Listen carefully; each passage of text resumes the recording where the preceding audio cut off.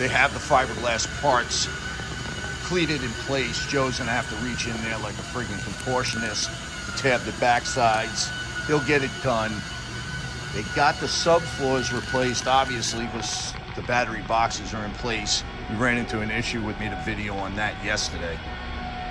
So this is the underneath of one of the battery boxes that's rotted. You can see that this is composite core material from here to about here, but then they switched over to plywood, and you can, and it's not glass, they just put resin over it. Hence, you now have some rot. So that piece is going to need to be taken out and replaced, and that will be a change in SOW. Left off the last video with Gary and Scott gluing the cockpit deck in place. Now it's time for a lot of fiberglass work. I mean, a lot of fiberglass work.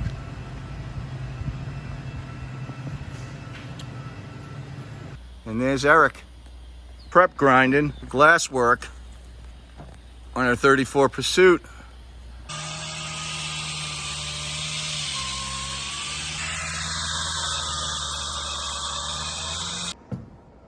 Appears that they, the first skim of fairing compound on the glass work. Looks like Eric's got some sanding to do today. The non-skid pattern off the deck. Have this ready for the Duratec. That's our hope by the end of the day.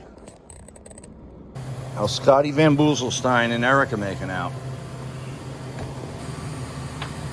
What they are doing here is masking up for the application Duratec. Lay a bunch of coats of that and do their final blocking and sanding, and we will have perfection to lay down our gel coat. This is what we would call home stretch. Scotty Van Boezelstein. Making it real, man. Making it real. Let's get the first coat on. Half right. Half right. Color looks mint, huh? Yeah. Whether it's gel coat or paint, don't know too many people who are better. The Van Boezelstein getting her done.